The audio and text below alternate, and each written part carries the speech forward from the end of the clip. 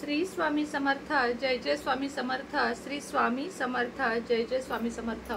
1 November रोजी आहे लक्ष्मीपूजन। आता 31 तारखेला करायचं का ह्या गोंधळाचा प्रश्नाचं उत्तर तुम्हाला पटकन मी दिलं।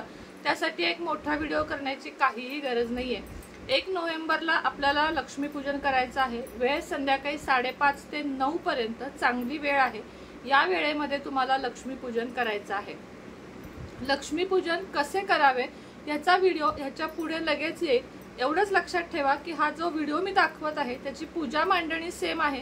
फक्त हा व्हिडिओ मी गेल्या वर्षीचा टाकत आहे, कारण या वर्षी माझ्याकडे केंद्राचा संच वगैरे काही दिवाळी संच नाही, केंद्राचं जे मासिक असतं ज्यामध्ये बघून आम्ही तुम्हाला पूजा सांगतो ते मासिक या वर्षी मला मिळालेलं नाही मेंबरशिप नसल्यामुळे। म्हणजे सांगलीत माझी मेंबरशिप होती, इथे नाहीये। त्यामुळे तुम्हाला तो व्हिडिओ फक्त काही वेळेस तारखा वाटतील। तारीख लक्षात ठेवायची 1 नोव्हेंबरला आहे। संध्याकाळी 5:30, 4, 4:30, 5 पासून 9 वाजेपर्यंत शुभ मुहूर्त आहे। त्यानंतर केलीत तरीही चालेल, काहीही हरकत नाहीये। अजून दिवाळीचे बरेच उपाय यायचे आहेत। तोपर्यंत तुम्ही हा लक्ष्मीपूजनचा व्हिडिओ बघा आणि याप्रमाणे लक्ष्मीपूजन नक्की करा, तुम्हाला खूप चांगला लाभ होईल। श्री स्वामी समर्थ।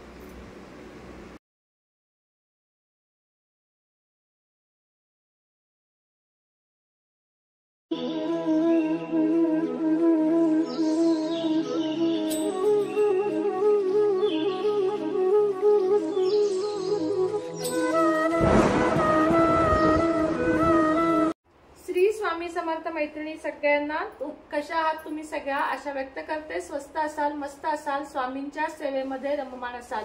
आज व्हिडिओला अत्यंत उशीर झाला, त्याबद्दल सर्वप्रथम तुमची माफी मागते, कारण लक्ष्मीपूजनचा व्हिडिओ आहे आणि तयारी आपल्या केंद्राप्रमाणे पूजा करायची झाली तर तुम्हाला सगळ्यांना माहिती आहे भरपूर मोठी तयारी करायची असते, भरपूर सेवाही करायच्या असतात आणि भरपूर वेळही लागतो। आज जणू काही घरात दिवाळी आहे असं फिलिंग मला ही पूजा बघूनच आलेलं आहे, कारण तेवढी तयारी मी केलेली आहे। आता आपण पूजेच्या व्हिडिओला सुरुवात करूया। मांडणी सगळी करून ठेवली आहे, आता तुम्हाला एक एक करून दाखवते, मी समजून सांगते, समजून घ्या। ज्यांच्याकडे केंद्राचं मासिक नाही त्यांनी सगळं लिहून घ्या की कोणत्या बाजूला तुम्हाला काय ठेवायचं आहे, म्हणजे तुम्हाला पूजेला सगळं काही सोयीस्कर पडेल। चला तर मग व्हिडिओला सुरुवात करूया। आता हा बघा, ही आपली लक्ष्मी पूजनाची सगळी पूर्व तयारी आहे। ही तुम्ही दिवसभरात कधीही मांडून घेऊ शकता, असं काही नाहीये की 5लाच मांडली पाहिजे।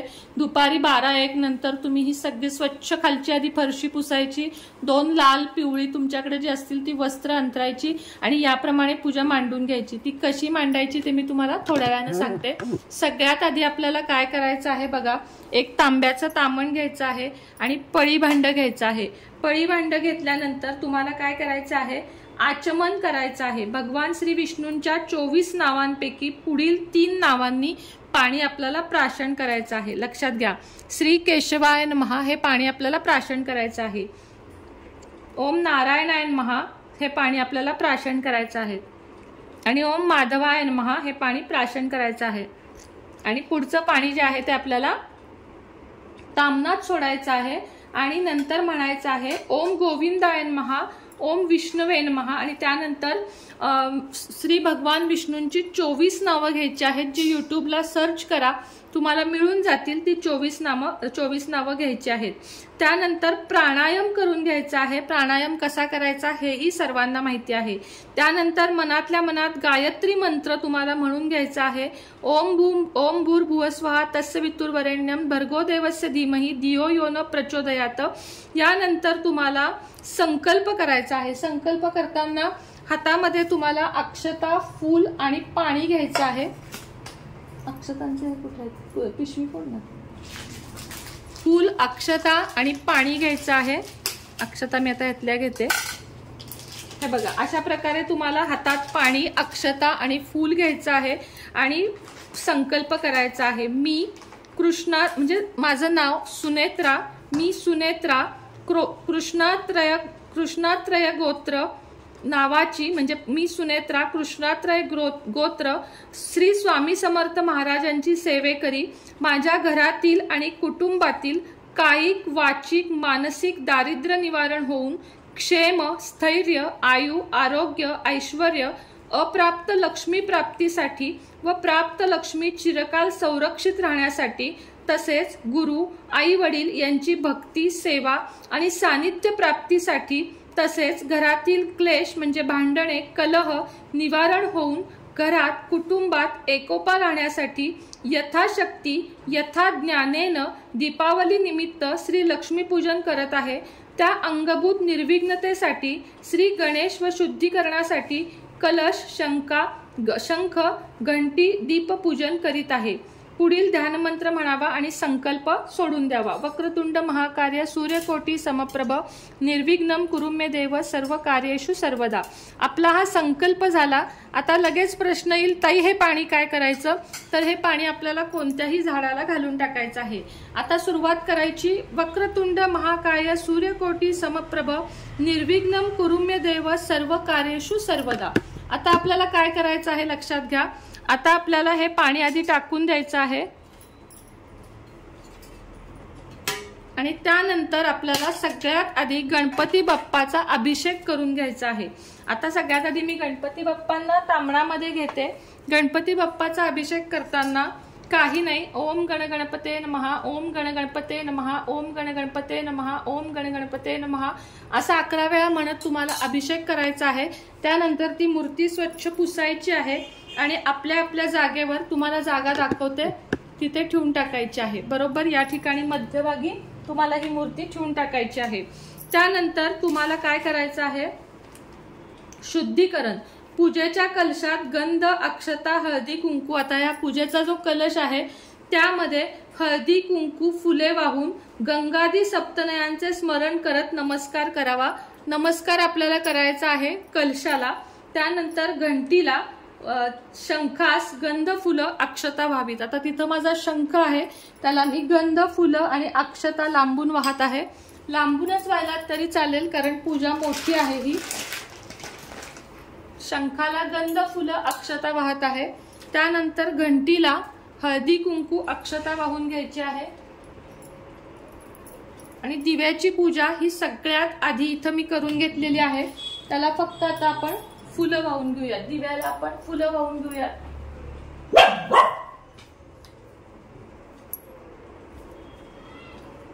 घंटीला फुल वाहून घेऊयात आणि शंखाला फुल वाहून घेऊयात। ही फुलं वाहून झाल्यानंतर तुम्हाला काय करायचं आहे, पूजेतील दिव्याला लावला आपण, शंखातील थोडे पाणी पूजन केलेल्या कलशात टाकावे।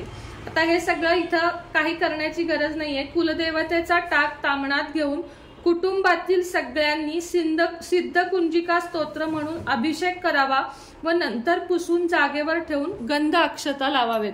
आता बघा मी हे आज सकाळी कुंकुमार्चन केल्यामुळे मी आता माझी कुलदेवीची जी मूर्ती आहे ती हलवत नाहीये। लक्षात घ्या, गणपतीचा अभिषेक झाल्यानंतर, घंटीचं पूजन, शंखाचं पूजन झाल्यानंतर, दिव्यांचं पूजन झाल्यानंतर तुम्हाला कुलदेवीचं तामणात घेऊन अभिषेक करायचा आहे सिद्ध कुंजिका स्तोत्र म्हणत आणि नंतर हळदी कुंकू लावून वाहून व्यवस्थित आपल्याला तिला जागेवर ठेवायचं आहे। त्याचप्रमाणे मी इथं लक्ष्मी देखील मांडलेली आहे। दोघींनाही आपण गजरा घालून घेणार आहोत। सर्वप्रथम मी आपल्या कुलदेवीला गजरा घालून घेते। कुलदेवीचं नामस्मरण करायचं आहे। श्री बनशंकरी देवताय नमो नमः, श्री बनशंकरी देवताय नमो नमः।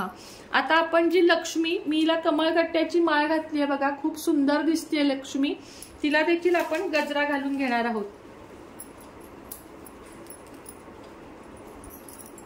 या लक्ष्मीला देखील आपल्याला गजरा घालून घ्यायचा आहे।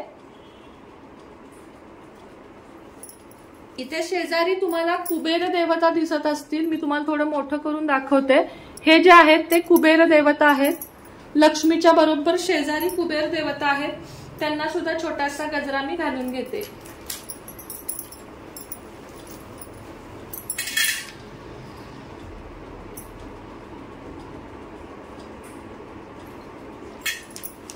आणि एक गजरा आपल्या स्वामींसाठी किंवा मग या देवीला घातला तरी चालेल कारण स्वामींना मी आज नवीन वस्त्र घातलेले आहेत।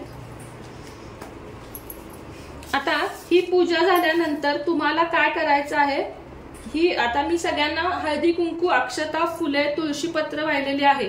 आता तुम्हाला यंत्रांची पूजा करायची आहे। यंत्रांची पूजा करताना लक्षात घ्या, ज्यांच्याकडे श्रीयंत्र म्हणजे दाखवते तुम्हाला मी, ज्यांच्याकडे हे श्रीयंत्र आणि कुबेर यंत्र नाही त्यांनी कोजागिरी पौर्णिमेला केलेल्या सुपाऱ्या तिथं ठेवायच्या आहेत। आणि त्या नसतील तर तुम्ही नवीन सुपाऱ्या 2 घ्या, त्यांना अभिषेक करा आणि त्यांना श्रीयंत्र आणि कुबेर यंत्र मानून त्यांची पूजा करा। आता या ठिकाणी मी इथं हळदी कुंकू वाहून घेतेय श्रीयंत्राला आणि कुबेर यंत्राला नुसती हळद व्हायची असते, ती नुसती वाहून घेते आणि दोन्हीलाही मी फूल वाहून घेत आहे। आता गणपती बाप्पाला एक लाल फूल वाहून घेऊया। गणपती बाप्पाची पूजा झालेली आहे, श्रीयंत्राची पूजा झालेली आहे, कुबेर यंत्राची पूजा झालेली आहे। धूप दीप आपल्याला ओवाळून घ्यायचा आहे।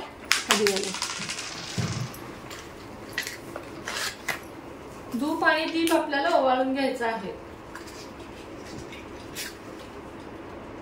आता माझ्याकडे लक्ष्मीचं नाणं आता आहे पण माझ्याकडे सापडत नाहीये, तेही पूजेत ठेवायचं आहे। तुम्हाला माहितीये घरातल्या शिफ्टिंग मुळे थोडंसं सामान माझं नाही सापडत आहे, त्यामुळे मला लक्ष्मीचं फक्त नाणं आता सापडलेलं नाही, बाकी सगळं सामान मी मांडलेलं आहे। आता आपल्याला काय करायचं आहे मी तुम्हाला सांगते। धूप आधी प्रज्वलित करून घ्यायचा आणि सगळ्यांना ओवाळून घ्यायचा, धूपम समर्पयामी म्हणत।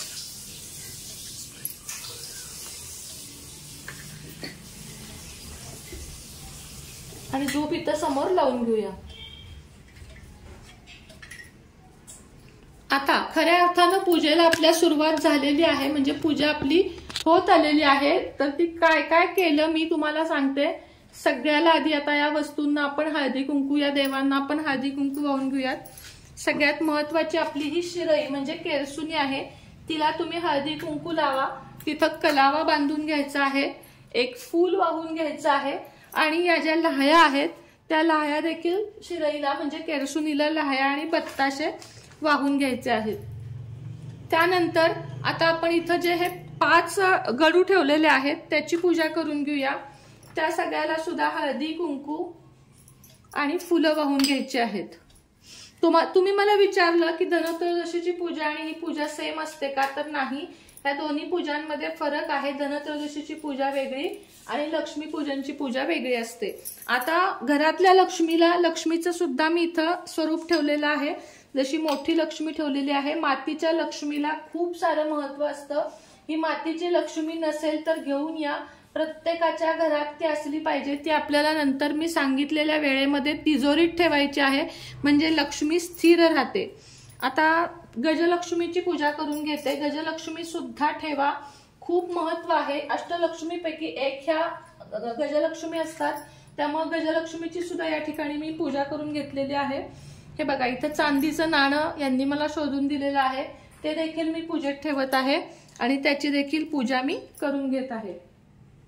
वाटीत द्या। चांदीच्या नाण्याची पूजा करून झालेली आहे। या ठिकाणी तुम्ही बघा, या माझ्या अष्टलक्ष्मी आहेत, यामध्ये सगळ्या लक्ष्मी, अष्टलक्ष्मींची पूजा का करायची तुम्हाला सांगते। श्री धनलक्ष्मी जी आपल्याला धन देते, श्री धान्य लक्ष्मी जी आपल्याला धान्य देते, आद्य लक्ष्मी जी आपल्याला नेहमी सुख स्थिर ठेवते, वीरलक्ष्मी जी आपल्या आयुष्यामध्ये विजय आणते, श्री लक्ष्मी यंत्र जे सगळ्यांना माहिती आहे, विजयलक्ष्मी म्हणजे मुलांसाठी वगैरे चांगली असते, जी सगळ्या गोष्टींवर विजय मिळवून देते, श्री गजलक्ष्मी जी हत्तींवर बसलेली असते, ती आपल्या आयुष्यात भरपूर सुख आणते, श्री संतान लक्ष्मी ही आपल्या मुलाबाळांना सुखी ठेवते आणि ऐश्वर्य लक्ष्मी ही आपल्याला ऐश्वर्य देते। हे कोणत्याही सोन्या चांदीच्या दुकानामध्ये तुम्हाला मिळून जाईल आणि खूप स्वस्त असतं। याची सुद्धा लक्ष्मी पूजनला पूजा करणं खूप गरजेचं असतं। तर आपण आधी अष्टलक्ष्मीची पूजा करून घेऊया। हळदी कुंकू आणि फूल, आणि या सगळ्या देवांना मी आधीच अत्तर लावून घेतलेला आहे। सगळ्या देवांना अत्तर तुम्हाला लावून घ्यायचं आहे। आता वहीचं पूजन करूया। ह्या वहीवर आपण आतमध्ये शुभ लाभ लिहिलेला आहे, हे बघा। वही पेन असेल तरी चालेल, वही पेनाची पूजा या दिवशी आपल्याला करण्याला महत्व आहे। या ठिकाणी मी वहीची पूजा करून घेतलेली आहे। सगळ्यात महत्वाच्या लक्ष्मीप्रिय कवड्या, त्यांची पूजा करून घेऊया। तुमच्याकडे जितक्या असतील तितक्या ठेवा आणि मी जी पोटली सांगितलेली आहे ती पोटली तयार करून त्याची देखील पूजा आपल्याला करायची आहे। तर आता आपली पूजा ही संपूर्ण जवळजवळ झालेली आहे। आता त्यानंतर सेवा काय करायच्या ह्याचा मी तुम्हाला वेगळा व्हिडिओ देईन, कारण जर मी आत्ता तो व्हिडिओ केला तर तो खूप मोठा होईल। आता मी तुम्हाला पूजा समजून सांगते। आता इथं 2 वाट्यांमध्ये बघा लाह्या आणि बत्ताशे खोबऱ्याच्या वाट्यांमध्ये, फराळाचं माझं अजून काही झालं नाहीये, 1-2 दिवसानं सगळं ताजं करणार आहे। साखर गुळ नैवेद्याला ठेवलेली आहे, धने गुळ नैवेद्याला ठेवलेली आहे। इथं धनधान्याची म्हणजे आपल्याकडे काय असेल ते सोनं आणि पैशाची पूजा करून घेतली आहे। इथं चांदीचा करंडा भांड त्याची पूजा करून घेतली आहे, कुलदेवीची पूजा करून घेतली आहे। मी तुम्हाला आरती केल्यानंतर पूजा समजून सांगते। तुम्हाला आता मी आरती एक म्हणून दाखवते, म्हणजे आपल्या व्हिडिओचा आपण शेवट करूया। बाप्पाची आरती करायची, पण मी ती तुम्हाला करून दाखवत नाहीये, अर्थातच उशीर होईल। आपल्याला लक्ष्मीची कोणती आरती करायची, कारण बऱ्याच जणींना प्रश्न पडतो। चला तर आता आरती करूया। जय देवी जय महालक्ष्मी, वससी व्यापक रूपे तू स्थूल सूक्ष्मी। जय देवी करवीर पूर्वासूनी सुरवर मुनी माता, पुरहर वरदायिनी मुरहर प्रिय कांता। कमलाकारे जठरी जन्म विलाघाता, सहस्रवदरी भूधरन पुरे गुण गाता। जय देवी मातुलिंग गदा खेट कर विकिरणी, झळके हाटक वाटी पियुष रस पाणी। माणिक रसना सुरंग वसना मृगनयनी, शशिकर वदना राज समदनाची जननी। जय देवी तारा शक्ती अगम्य शिव भजका गौरी, सांख्य म्हणती प्रकृती निर्गुण निर्धारी। गायत्री निज बीजा निगमागम सारी, प्रगटे पद्मावती निज धर्माचारी। जय देवी अमृत भरिते सरिते अगदुरते वारी, मारी दुर्घट असुरा भव दुस्तर तारी। वारी माया मटल पटल प्रणमत परिवारी, हे रूप चतुरूप तत्रूपदावी निर्धारी। जय देवी चतुरानने कुश्चित कर्मांच्या ओळी, लिहिल्या असतील माते माझे निज बाळी।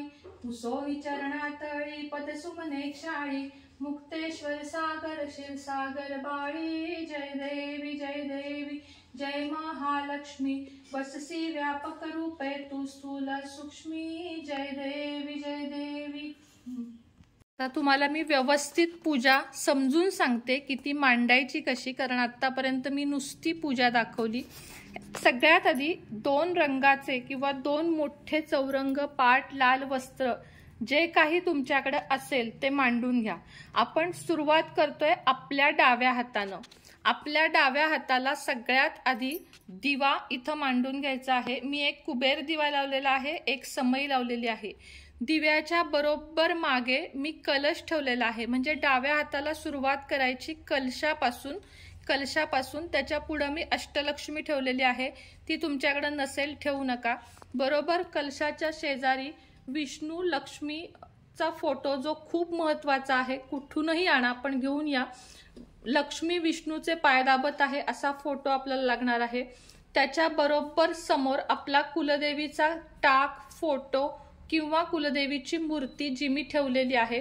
बरोबर आपले मधोमध स्वामी, कारण आपले ते गुरु आहेत। पूजेमध्ये कुठेही लिहिलेलं नसलं तरी स्वामींची पूजा ही झालीच पाहिजे, म्हणून बरोबर मध्ये इथं स्वामी ठेवलेले आहेत। त्याच्या शेजारी लक्ष्मी, गणपती, सरस्वती आणि कुबेर देवता जे दिसत नाहीयेत त्या फोटोमध्ये खाली आहेत, त्यांचा फोटो ठेवलेला आहे। लक्षात घ्या, रचना लक्षात घ्या। त्याच्या समोर मातीची लक्ष्मीची मूर्ती जी तुम्ही आणावीच अशी माझा हट्ट आहे, गेल्या वर्षीची असेल तर तीच वापरा। तिला कमळगट्ट्याची माळ घालायची। लक्ष्मीच्या बरोबर शेजारी कुबेर देवतांचा मूर्ती मी ठेवलेली आहे। ती तुमच्याकडे नसेल तर त्याच्याऐवजी सुपारी किंवा कुबेर यंत्र ठेवावं।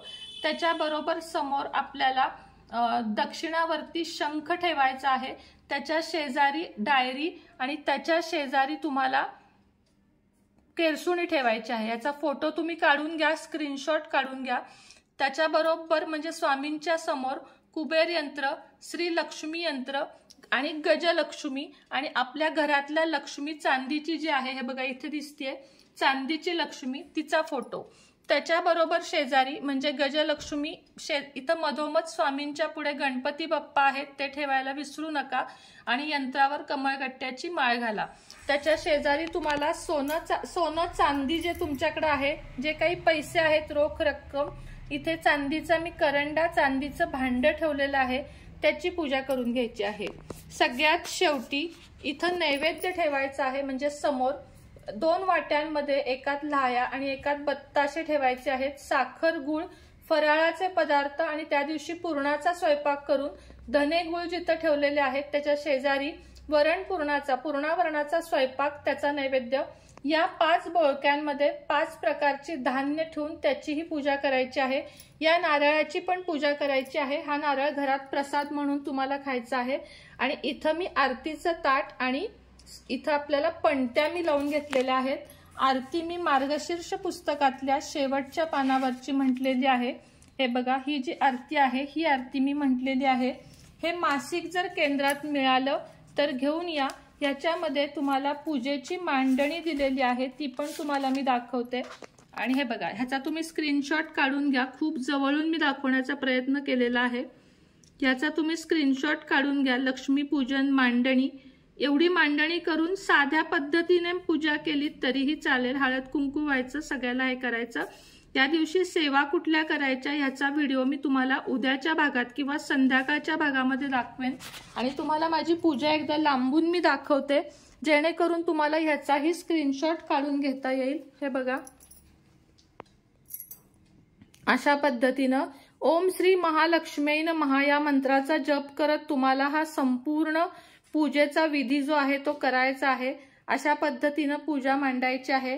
आणि मी सुद्धा परफेक्ट नाही, कुणीच परफेक्ट नसतं. माझ्याकडूनही यात काहीही चुका झाल्या असतील तरी स्वामींना मी माफी मागते. आणि आजचा सुंदर छोटासा व्हिडिओ 2 मिनिटांनी इथेच थांबवते. मग ते तुम्हाला लक्ष्मीपूजनचा माझा व्हिडिओ समजला असेल अशी आशा व्यक्त करते. मी तुम्हाला सांगते, मीही 100% परफेक्ट असीनच असं नाही. काही चुकलं असेल तर स्वामींच्या चरणी माफी मागते. व्हिडिओ आवडला का सांगा. व्हिडिओला खूप कष्ट घ्यावे लागतात. ह्याच्या पुढे रांगोळी काढायची राहिलेली आहे, तीही आपल्याला त्या दिवशी काढायची आहे.